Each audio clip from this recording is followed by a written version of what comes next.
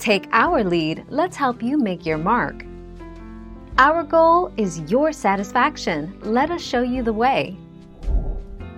You can also create an account online.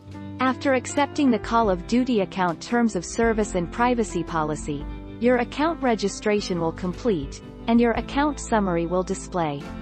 Note that your account summary includes your Activision ID, which is the name you'll appear as in-game.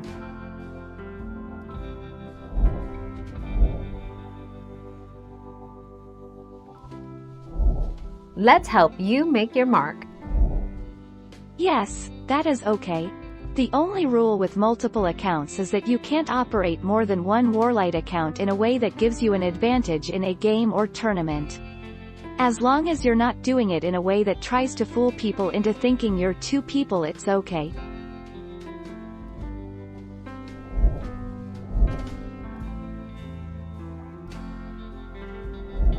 Make your mark, take our lead. Sign in to the PlayStation, Xbox, Steam, Blizzard, or Nintendo account you wish to link.